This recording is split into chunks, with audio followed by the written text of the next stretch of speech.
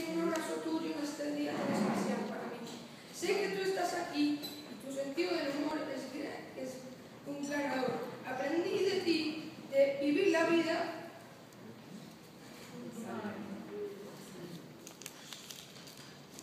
y que todo pasa por más tranquila. Me haces mucha falta. Sally.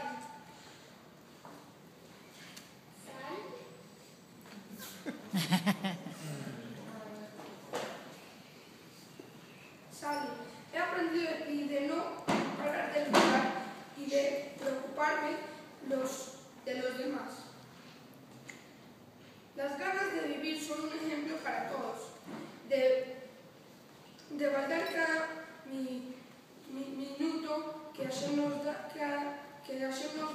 cada vez que estamos nosotros. Te quiero mucho. Elías y Denise son unos tíos muy cariñosos, chistosos y especiales. Me encantaría compartir más tiempo con ustedes como hicimos en Bogotá y Cartagena. Eddie y Cintia, gracias por tener su casa abierta y compartir momentos tan lindos. Dios quiera podamos compartir más tiempo juntos. Primos, Nesim y Clary, Jackie, Alice, David y Melanie, Moisés, David y Clarita. Y Ronnie, los quiero mucho, somos parte de una gran familia. Nos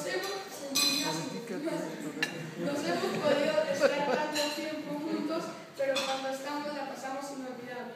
Papi, te quiero, te adoro, te amo con todo mi corazón. Yo sé el esfuerzo que haces por nosotros y el sacrificio que haces de no poder estar con tu familia. Espero tener tu fuerza y capacidad de ir a darnos el ejemplo de ir por el camino correcto y cumplir con la vida.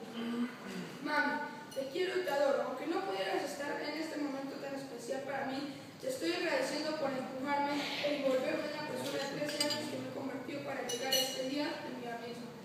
Tíos, abuelos, primos y padres. Caminos presentes, gracias por acompañarme a este día tan especial.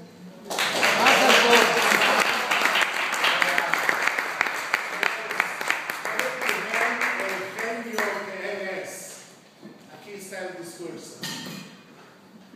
O sea, lo anotó él y lo descifró él y las palabras fueron de él saliendo del corazón. Mazel tov Jacobo, Mazel tov padres, Mazel tov abuelos, Mazel tov tíos, tías, primos.